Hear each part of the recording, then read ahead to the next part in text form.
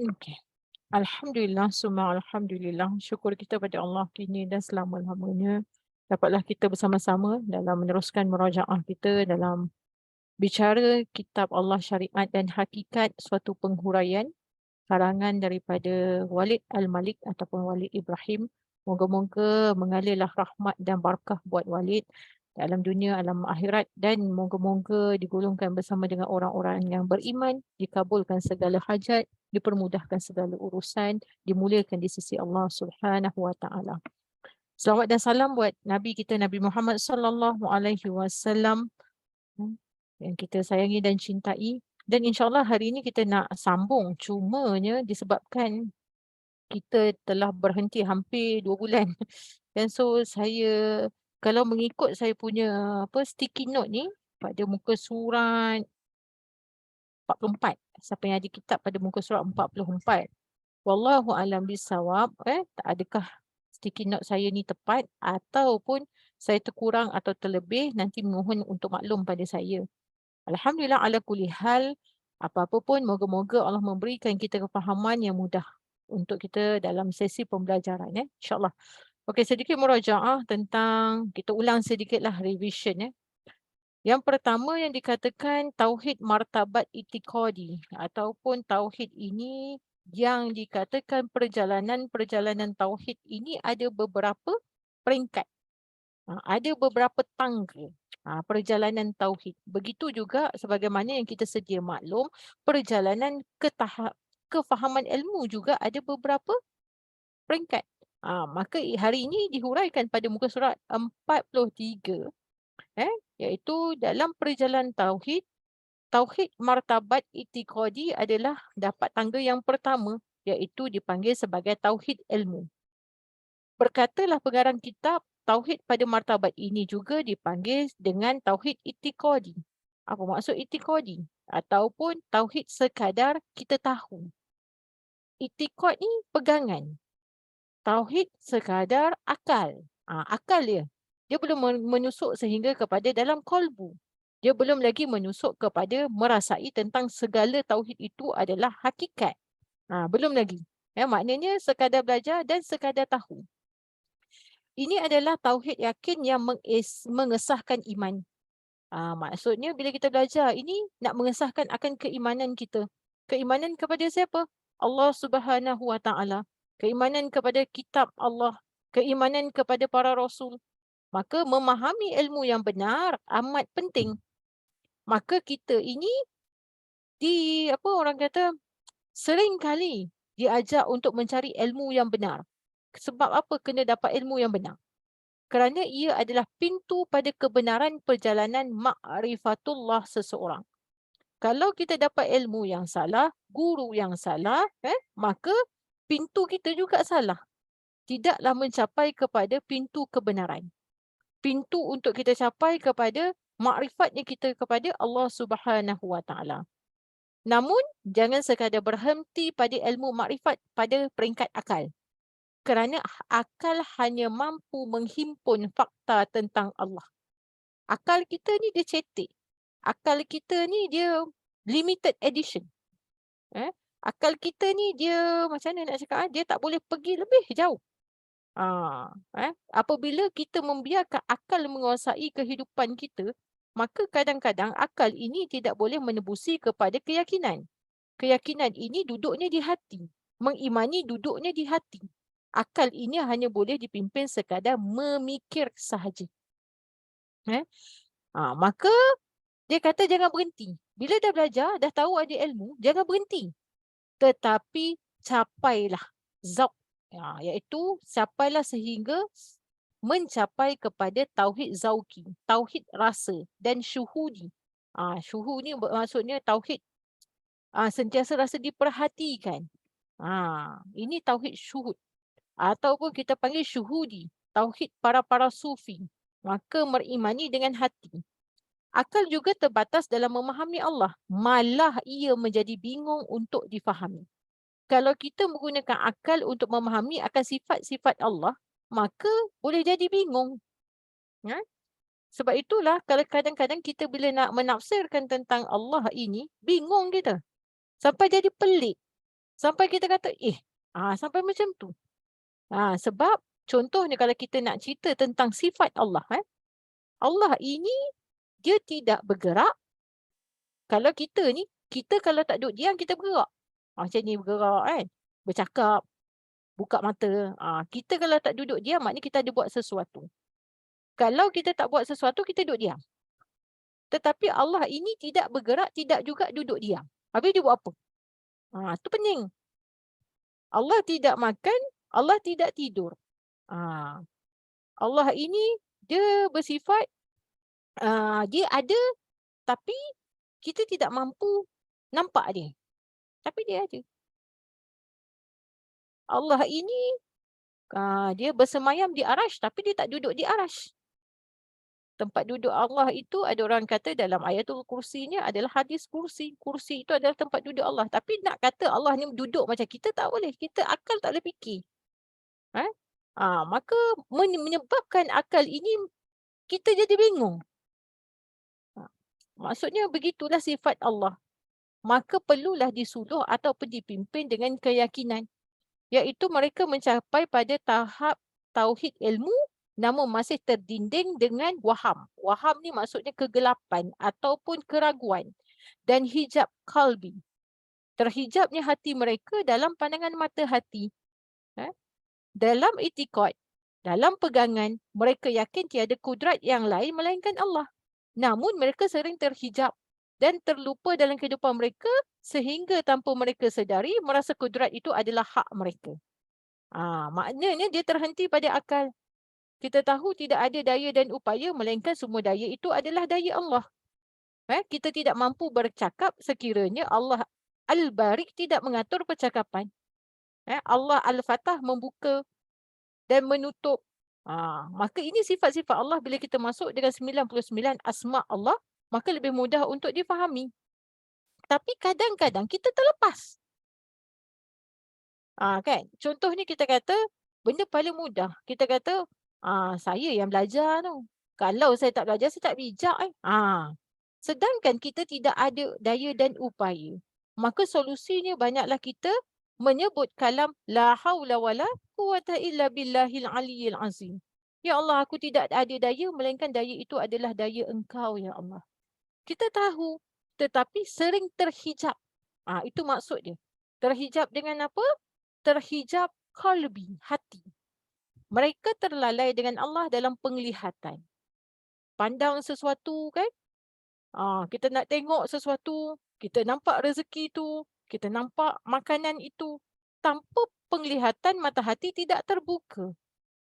Apakah makna ataupun asma Allah? Basiran, al-basir, penglihatan Allah. Hakikatnya yang menyediakan makanan itu Allah.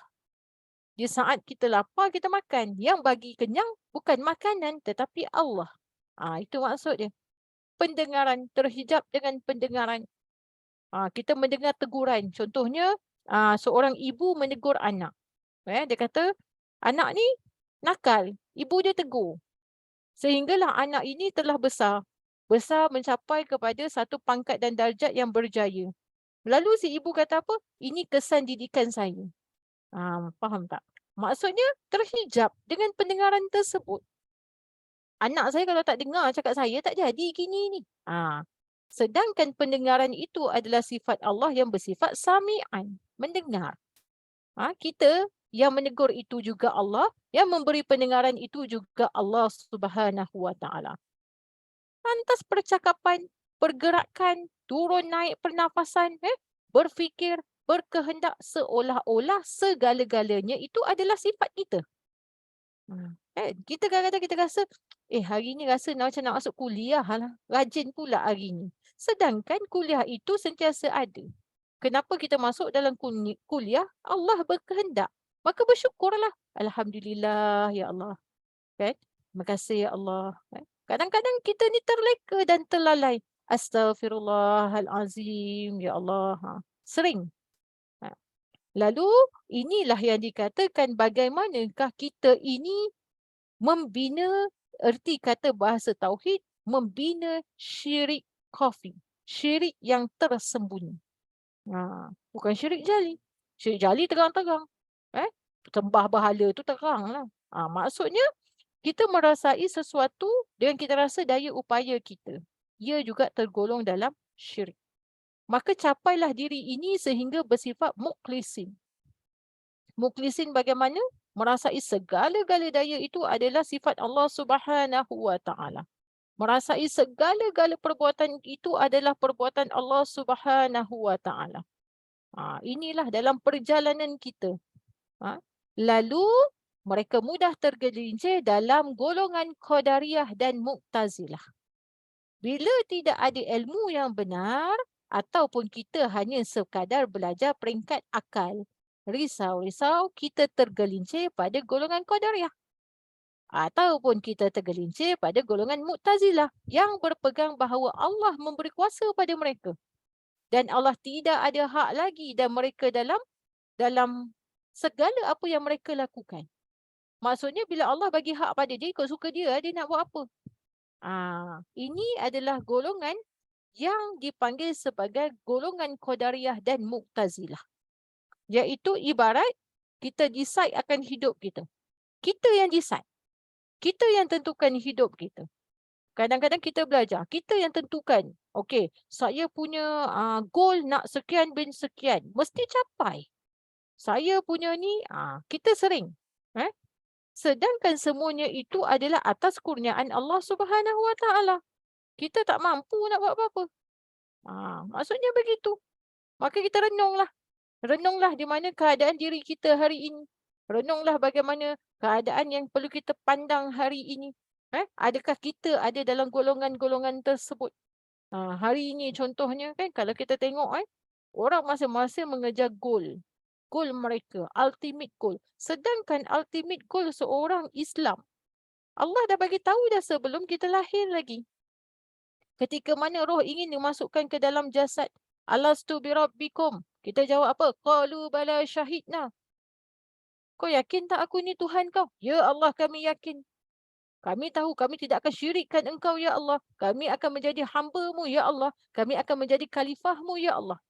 Tetapi apabila roh itu telah dibalut dengan daging-daging, dibalut dengan tulang berulang, manusia lupa bahawa mereka akhirnya akan kembali kepada Allah.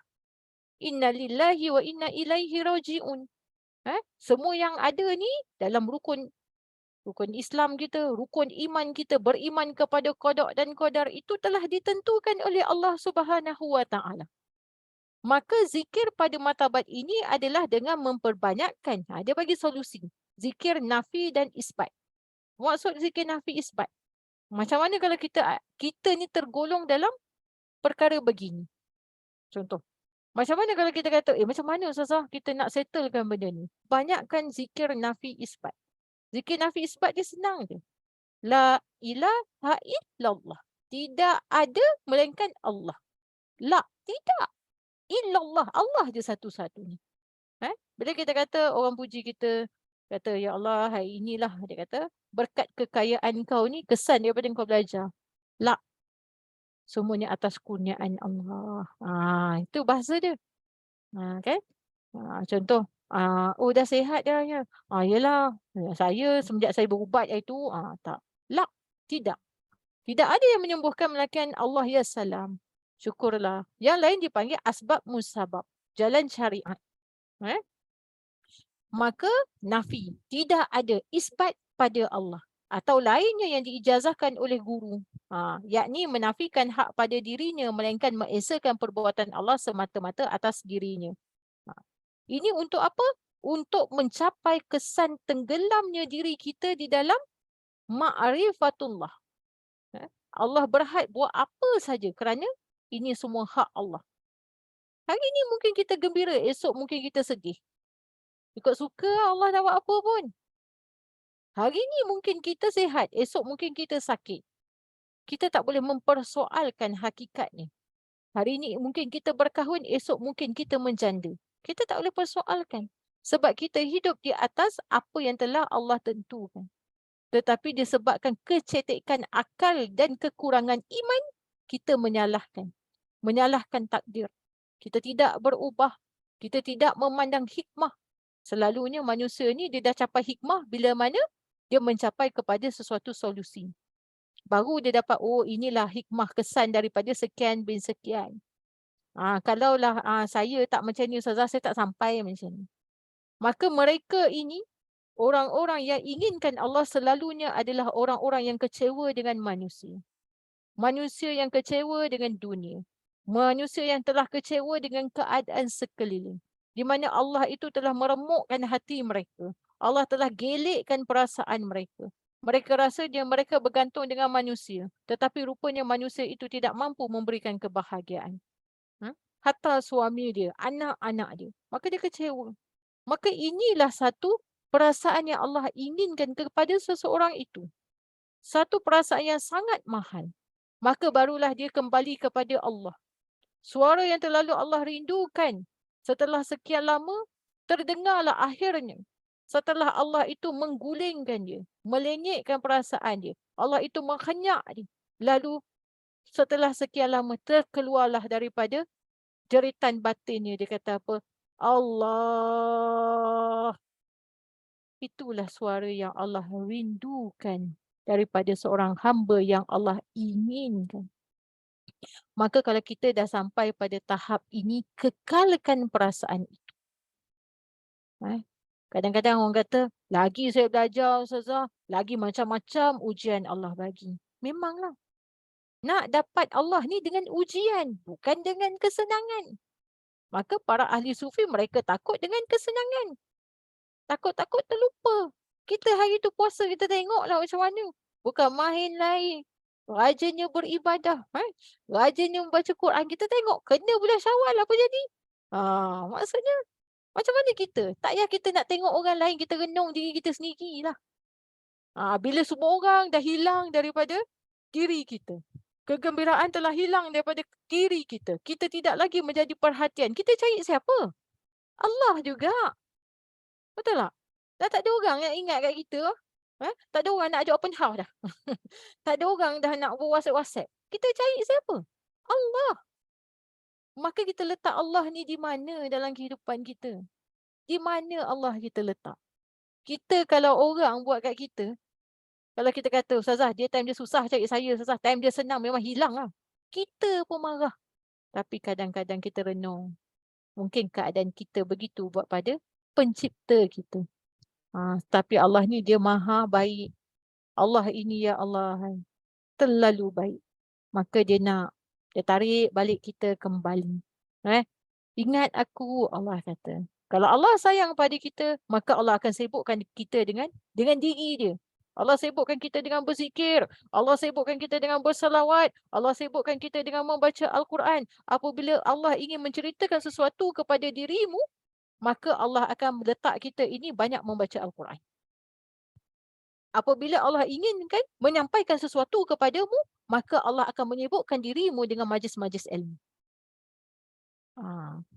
Apabila Allah ingin menjauhkan dirimu daripadanya, maka Allah akan sibukkan kau dengan memberikan nikmat dunia. Wa na'udzubillah min zalik. Tu kita risau tu. Kena rendang 2 batang, habis lah. Kan? Maka nak start balik itu bukan satu benda yang mudah. Tetapi itulah yang dipanggil, kita panggil apa? Mujahadah. Perlu bimbingan kiri dan kanan. Maka kita bermulalah kembali. Bertatih-tatihlah. Maka zikirnya adalah banyakkan nafi isbat. Duduk kat mana? Kalau nak, boleh amal. Daripada guru saya, buatlah la ilaha illallah ni 70,000 kali. Ini amalan dia. Sekali, maksudnya kalau dah buat 70,000 kali tu dah settle lah. Maknanya berapa lama Ustazah nak buat, tak kisah. Mungkin ada yang ambil seminggu, mungkin ada yang ambil 3 hari, ada mungkin ambil sebulan, ada mungkin ambil 8 bulan mungkin. Kita tak tahu. Tapi cuba buat. Caranya adalah duduk diam-diam tanpa ada gangguan, pegang tasbih, ikutlah tasbih berbutir ataupun tasbih digital. Dalam keadaan berwudu, buat 2 rakaat solat sunat taubat kalau sempat, kalau tak duduk dalam keadaan berwuduk menghadap kiblat. Maka pejamkan mata kita, istighfar, ikutlah 7 kali ke, berapa kali nak ikutlah istighfar, kemudian mula. Mula macam mana tekniknya? Kita pandang kanan dulu. Maksudnya lak. La ilaha illallah. La tu tidak. Dalam hati tidak ada ataupun hanya engkau Tuhan kami pun boleh. Tidak ada melainkan Allah pun boleh. Palukan Allah itu waktu saat Allah tu palukan kepala kita di hati. Hentakkan Allah. La ilaha illallah. La ilaha illallah. La ilaha illallah. Dalam hati hanya engkau Tuhan kami. Hanya engkau Tuhan kami. Ha? Nak mula bila? Bila-bila pun boleh. Tapi buat 70,000 kali. 70,000 kali tulislah. Mungkin hari ni lepas 100. Kan? Buat. Tapi dalam keadaan palukan di hati. Jangan kalimah la ilaha illallah ini tidak boleh buat dalam keadaan kita leka dan lalai. Tengah borak la ilaha illallah tak boleh. Buat 70,000 kali. Tidak ada hakku, hanya hak Allah pun boleh. Maka mereka ini mencapai kepada fana fi af'al. Bila dia dah sampai, dia dah tenggelam, dia fana. Tenggelam dia dalam segala perbuatan dia.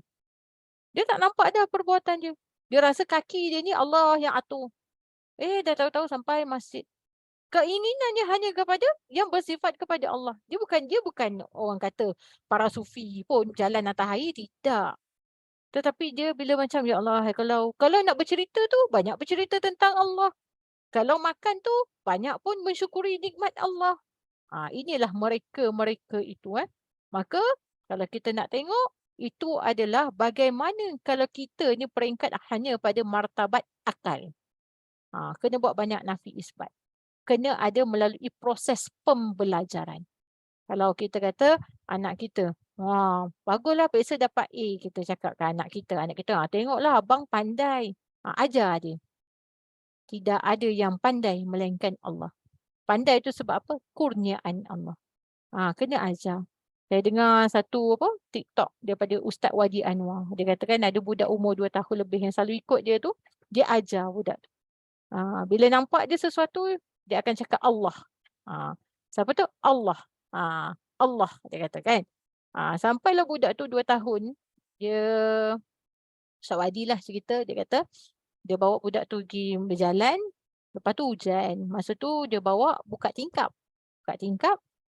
Hujan. Lepas tu dia pelat kan. Dia pun cakap, Ustaz acah. Maknanya basah lah.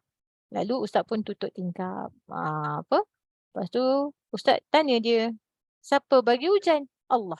Sedangkan budak baru umur 2 tahun. Nampak? Dah mula dia ajar. Allah yang menurunkan hujan kan? Allah. Tapi kita tahu segala perbuatan itu adalah perbuatan Allah. Namun secara adabiahnya janganlah kita kata segala yang baik datang pada Allah, yang buruk pun datang pada Allah. Itu tak boleh lah. Maknanya adab tu kurang sopan lah. Walaupun kita tahu baik dan buruk itu datang daripada Allah Subhanahu Wa Taala. Maka itu tauhid pada martabat akal. Mungkin sekadar di akal ataupun belum capai pada tauhid akal. Peringkat yang kedua adalah tauhid martabat hati, iaitu dipanggil salik. Maka kita tengok tauhid martabat ini melatih diri sentiasa zikir ismu zat dalam hatinya agar pandangan dan apa jua yang berlaku dalam kehidupan sentiasa teringat dan diisbatkan pada Allah juga. Selalunya mereka ni kalau ikut pengarang kitab ni, dia kata zikirnya Allah, Allah, Allah. Dia dalam hati. Pada tak Allah, Allah, Allah, Allah. Dia ajar. Ajar dalam hati. Walaupun dia buat apa saja, hatinya berdetak sentiasa memikirkan Allah. Ini dipanggil pada tauhid martabat hati. Iaitu dia mengisbatkan ataupun dia melakukan semua, turun naik nafas dia rasa semua Allah, Allah, Allah. Kalau kita tengok dekat YouTube tu ataupun dekat Facebook ke, kan ada gambar jantung tu kan. Kan Allah, Allah. Sepanjang berdegup tu dia mengeluarkan kalimah Allah. Ini dalam banyak, apabila nak mudah, senanglah ikut amalan ataupun perguruan tarikat. Contohnya lah kan, tarikat senanglah. Tarikat ni, tarikat Naqsyabandi ada, Muhammadiyah ada. Mereka ini berzikir je kerja dia. Mereka ni ahli-ahli zikir. Mereka jarang dengar kuliah ni, jarang. Tetapi mereka bila sekali duduk perjumpaan, kerja dia zikir. Zikir sekali zikir 5,000, 7,000, 10,000. Kerja zikir. Dan mereka ini juga kerap pergi bersuluk. Maka mereka ini dia meletakkan agar kalimah hati mereka ini berpasak pada Allah, lidah mereka sentiasa terangkat di atas dengan kalimah illallah. Maknanya tu lidah ke atas, dalam hati Allah. Menafikan tidak ada melainkan Allah, semuanya Allah. Maka itulah yang dipanggil bagaimanakah jangan sampai kepada salib perjalanan. Lepas daripada akal dah faham, dia akan pindah kepada tauhid martabat hati. Mungkin ada yang dah sampai, mungkin ada yang belum sampai. Mungkin baru ada yang baru peringkat akal, atau mungkin yang ada di antara kita dah capai kepada martabat hati. Maka bila sampai daripada ini, mereka mencapai fana' fi al-asma' wal sifat. Dia dah fana' segala-galanya. Ini baru peringkat kedua. Kan? Maka itulah yang dikatakan bagaimanakah peringkat tauhid. Yang ketiga adalah tauhid martabat rasa. Daripada akal turunnya kepada salib. Salib ni perjalanan. Apabila dah belajar, kena amal. Dengan amal ini tadi, bermulalah perjalanan tadi. Perjalanan untuk menuju kepada Allah. Sampai dia bila kita dah pergi pada praktikal, dia akan turun kepada martabat hakikat. Martabat hakikat adalah di mana cahaya ilahiyah telah terpancul dalam hatinya, jiwanya. Dengan cahaya tersebut, dia mencapai ketauhidan dalam zat. Di mana mereka merasai bahawa dengannya dalam segala kelakuan sama ada melihat, mendengar, bercakap, berfikir, berusaha, bernafas dan lain-lainnya, semua itu adalah perbuatan Allah. Semuanya dengan keizinan Allah. Kebersamaan dengan Allah. Tetapi mereka tidak menyatu dengan Allah. Dia bersama Allah, namun tidak boleh bersatu. Ini bahasa dia.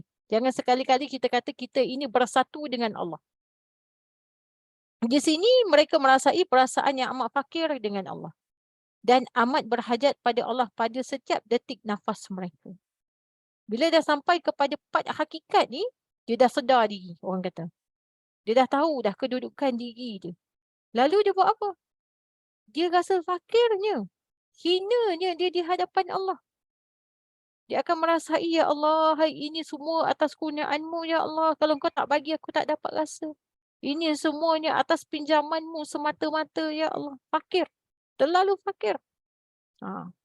Sehingga tidak ada hajat, ya, melainkan berhajat hanya kepada Allah. Lalu, akhirnya, apabila timbul perasaan ini, terpantullah sifat atau rasa cinta, rindu, asyik. Hingga tiada lagi mujahadah bagi dirinya dalam mengingati Allah. Dia buat apa-apa kerana dia rindu. Dia bangun solat tahajud sebab apa? Dia rindu.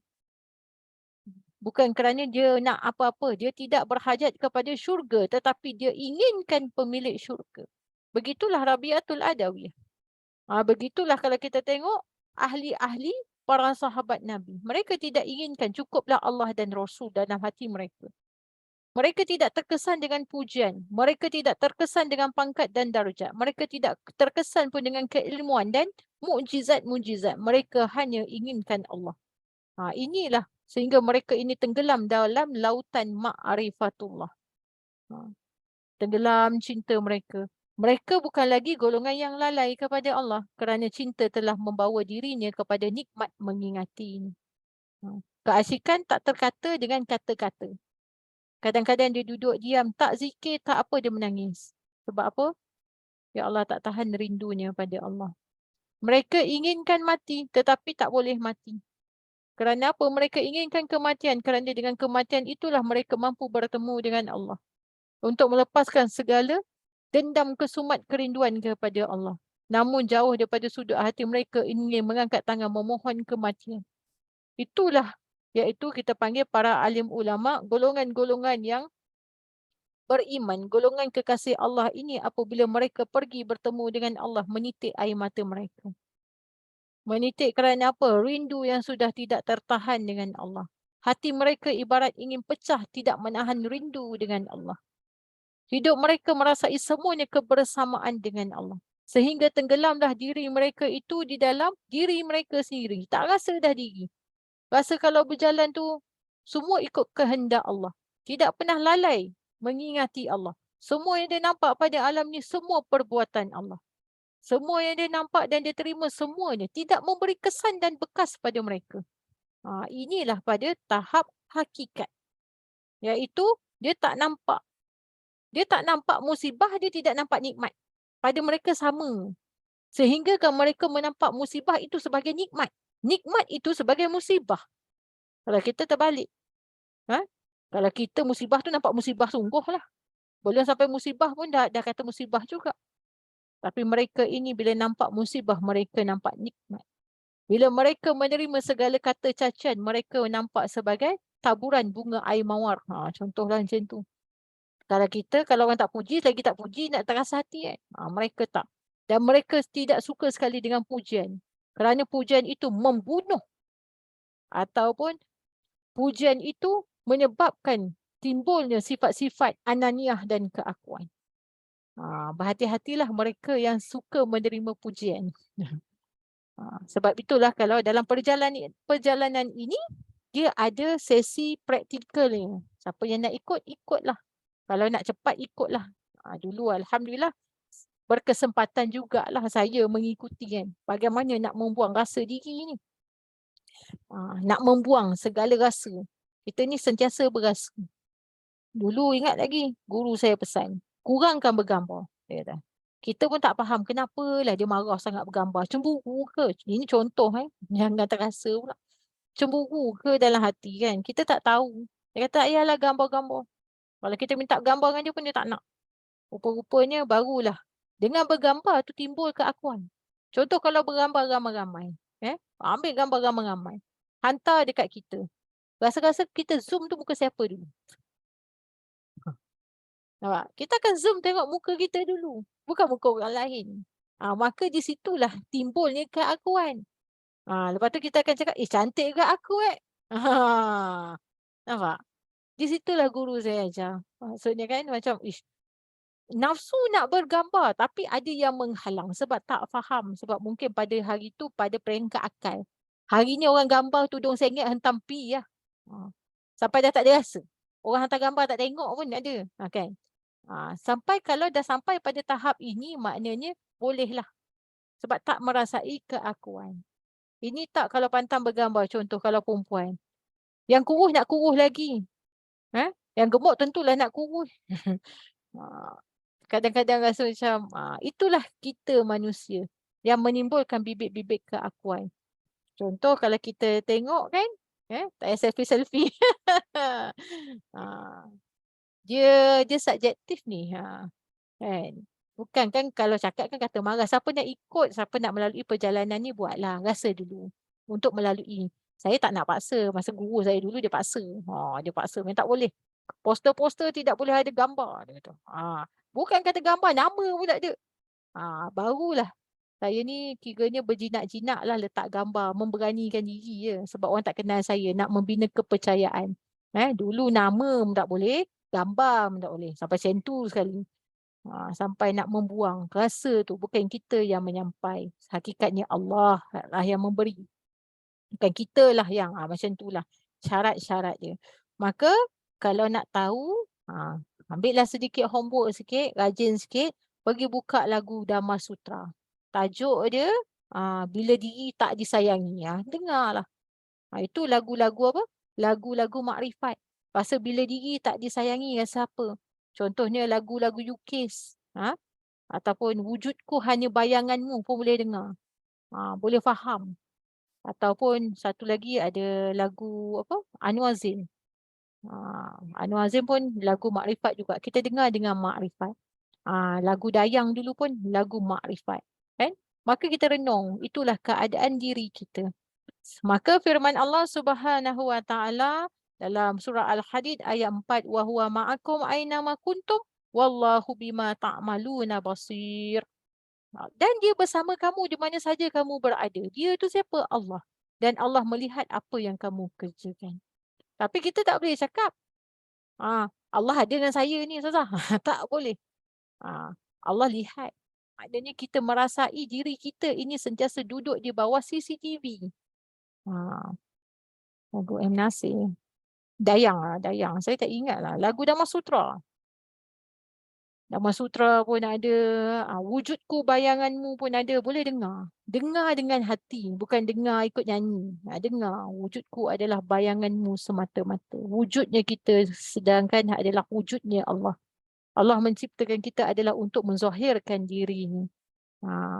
Allah mewujudkan alam ini adalah menunjukkan wujudnya dia. Di sebalik benda itu.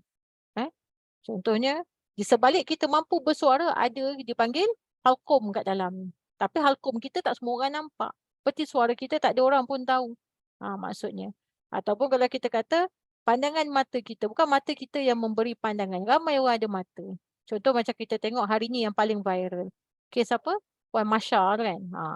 Mata dia boleh buka. Kalau kita tengok dia bercakap tu macam dia nampak. Macam dia nampak. Tapi sedangkan yang tidak ada pada dia adalah penglihatan. Begitulah dalam kehidupan kita.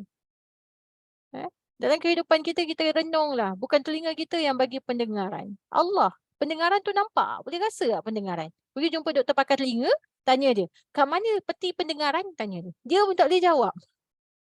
Dia hanya boleh cerita je. Tapi dia tak boleh jawab. Tanya dia mata. Contoh mata. Kat mana penglihatan yang Allah letak? Tak boleh. Jumpa doktor pakar dunia pun. Jumpa dia. Saya nak tahu manakah kedudukan roh saya. Meninggal dia jawab. Kalau dia boleh jawab tak tahu. Kita tanya diri kita. Roh ni duduk kat mana? Kat mata? Kat hidung? Kat jantung? Kat hati? Tak tahu. Sebab itu adalah sifat kerohanian. Maka hidup kita ini seperti apa? Duduk di bawah CCTV. Tak payah pasang CCTV kat rumah. CCTV mana-mana duduk dalam tandas pun. Rasa sering diperhatikan. Melakukan kebaikan. Perlu ke kita nak bagi tahu kat orang? Tak perlu sebenarnya. Tak perlu pun kita nak cakap apa pun sebenarnya. Allah lebih maha mengetahui. Maka jadilah golongan orang-orang yang menyorok-nyorok dalam kebaikan. Berbanding dengan orang yang menceritakan banyak tentang kebaikan. Takut timbul sifat ujub. Takabur. Rasa kemah diri. Itu bahaya. Paling bahaya kemah diri lah.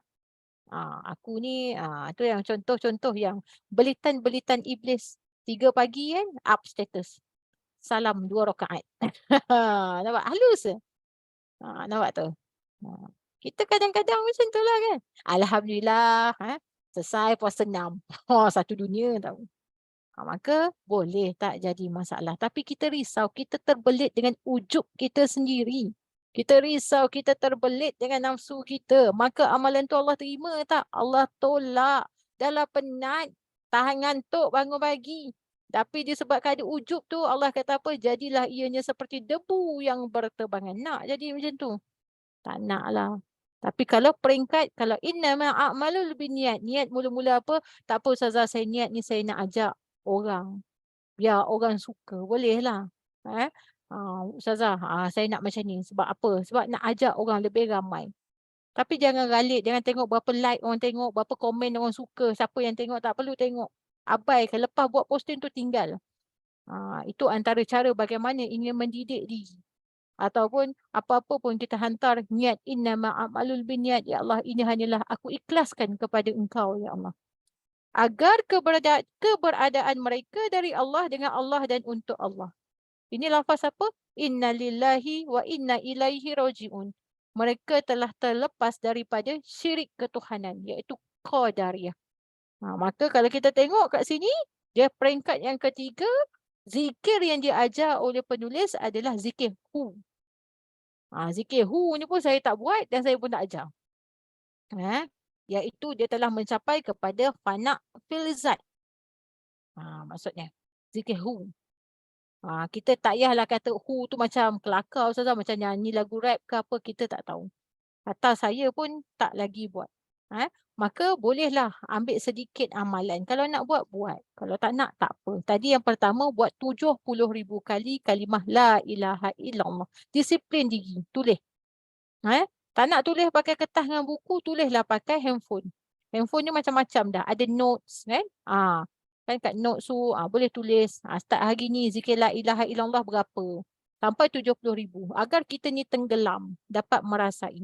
Yang kedua, amalkan selepas subuh dan juga sebelum tidur Iaitu surah At-Taubah ayat 122, 128 dan 129. Amalkan iaitu sebanyak 7 kali. Laqad ja'akum rasulun min anfusikum. Tu buat. 7 sebelum tidur, 7 waktu subuh. Amallah, lazimilah. Berapa lama Ustazah nak amal? Cubalah buat dalam 40 hari. Tengok kesan nanti. Kan? Kalau kata teringin pula dalam grup-grup ni, Ustazah saya nak buat grup Ustazah. Kita nak buat grup 40 hari. Siapa yang cadang, dialah jadi admin. Masukkan saya sebab saya pun nak bersama-sama. Macam kita buat salawat tafrijah tu lah kan. Kita tanda. Bukan untuk siapa, tak payah nak share dengan orang ramai, untuk diri kita sendiri. Kalau ada nak, nanti bagi tahu saya, PM saja saya. Ada 5-6 orang kita on. Kalau setakat saya dengan dia je, tak payah. Ni tak apa, saya berdua. Kalau nak, kita ada. Ini daripada guru saya.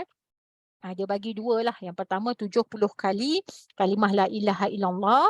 Bolehlah kita bahagi buat dalam 40 hari. Yang kedua, kita buat amalan sebelum subuh. Laqad ja'akum 7 kali. Selepas subuh, kita buat laqad ja'akum 7 kali. Lepas tu kita buatlah nama kita tanda. Hari pertama, hari kedua, hari ketiga. Cukup 40 kita tutup grup tu. Untuk kita belajar istiqomah. Tu je. Bukan nak menunjuk pandai. Dok. Kan? Selain daripada kita ada grup selawat tafrijah dan juga grup selawat Jibril. Update je. Kenapa saya buat macam tu? Sebab kita ni mudah lupa, khususnya saya lah. Kita masuk yang terakhir iaitu tauhid martabat syuhud. Ini paling tinggi. Iaitu kalau siapa dah sampai ni, tak payah tanya Ustazah nak pergi martabat mana, tak payah dah. Syuhud ni maksudnya mencapai ketauhidan yang hakiki. Ultimate goal sampai dah walaupun dia hidup. Iaitu cermin hatinya yang bersih, maka cahaya syuhudiah amat kuat terpantul dalam kalbinya.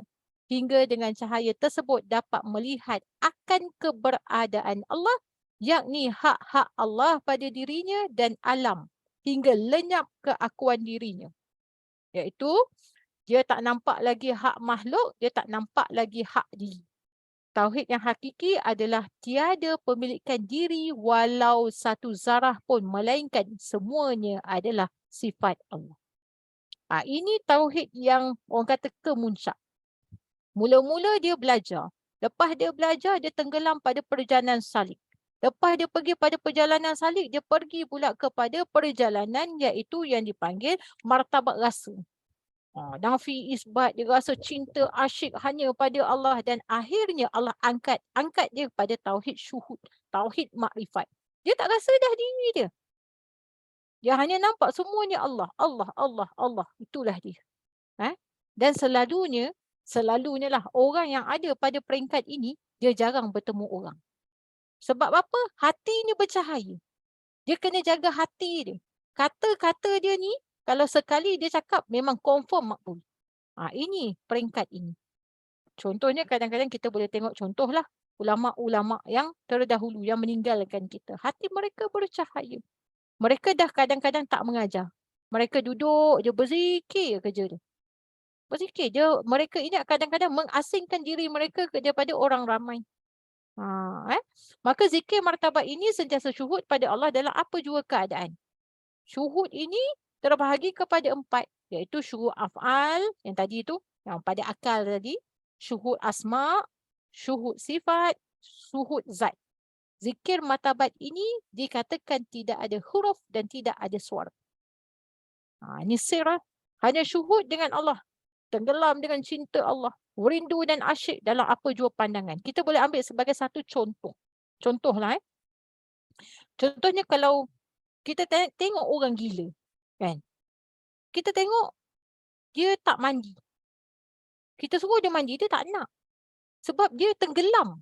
Alam dia dengan alam kita lain. Kita kata dia busuk, dia kata wangi. Dia tidur dekat tong sampah. Kita tak mampu tidur dekat tong sampah. Tapi dia mampu. Sebab pandangannya lain. Maksudnya sampai macam ni. Tapi janganlah jadi sampai macam ni. Lepas ni tidur kat tong sampah nak belajar. Tak. Maksudnya dia tak terkesan apa dah. Rindu je. Dia hanya pada Allah dia. Dia nampak semua perbuatan ni perbuatan Allah. Di mana kamu hadap, di situ wajah Allah. Wajah tu wajhiya lillazi fatarassama. Di mana kita hadap semua Allah. Kerja sebab apa? Allah. Orang tak bagi duit, tak apa, Allah. Ini tahap tinggi ni. Dia tak mencari rezeki, tetapi rezeki tu datang kepada dia. Dia tak minta pertolongan, tetapi pertolongan tu hadir kepada dia. Ini paling tinggi yang dipanggil hakul yakin. Mereka dalam golongan ini tiada lalai dan sentiasa ingat pada Allah tanpa mujahadah sebagaimana firman Allah dalam surah Ali Imran. Allazina yazkuruna Allaha qiyaman wa qu'udan wa ala junubihim wa yatafakkaru fi khalqis samawati wal ard. Rabbana ma khalaqta hadza batilan subhanaka faqina azabannar. Mereka ini ingat Allah saat mereka tidur, bangkit, jaga ataupun apa saja keadaan. Mereka memikirkan tentang penciptaan langit dan bumi. Lalu mereka berkata kepada Allah apa dia? Rabbana ma khalaqta, ya Allah. Tidak ada engkau menciptakan ini dengan sia-sia. Maha suci engkau, maka peliharalah kami daripada siksa api neraka. Maka seluruh hidupnya untuk yang dicintai, yakni hanya untuk Allah. Tak ada lagi dah kecintaan pada diri. Kalau orang macam ni, suruh pergi berperang pun dia pergi. Dia tak fikir lah. Dia berani dalam menegakkan agama. Dan kemahuan nafsu yang tiada diredai oleh Allah. Tak ada dah. Nafsu-nafsu yang, segala nafsu yang tak ada ni, dia memang takkan nak. Maka tiada mahu lagi dirinya mahu berdiri dalam peraturan yang bukan syariat Allah. Kalau nak tengok orang macam ni, dia lebih kepada ikut pada syariat Allah Subhanahu Wa Taala. Maka itulah perjalanan 4 perjalanan tauhid. Yang pertama yang dipanggil syariat ini adalah sekadar akal. Akal kita belajarlah nafi isbat. Mula nak belajar, kita ni belajar je. Kadang-kadang dia biasa kan. Cantiklah saya hari ni. Astaghfirullahalazim. Tak ada yang cantik melainkan Allah lah yang mencantikkan. Mula balik belajar perlahan-lahan. Jangan drastik sangat, nanti gila pula. Jangan terlalu nak kejar. Yang kedua adalah hati melalui ismu zat. Zikir ini yang dalam hati dia ajar Allah, Allah, Allah, Allah. Turun nafas ni Allah, Allah, Allah. Dia dah ajar diri. Yang ketiga adalah hakikat zikir hu. Ada juga. Yang ni pun saya pun tak amal. Tapi ada dalam teknik pembelajaran juga ada zikir hu. Allahu. Hembusan hu tu dia ada. Dia punya orang kata kekuatan. Keistimewaan. Dan akhirnya adalah capai kepada makrifat yang tertinggi, makrifat syuhud, iaitu tenggelam dalam Allah dengan dikatakan zikir yang tidak ada suara dan tidak berputir. Inilah dalam martabat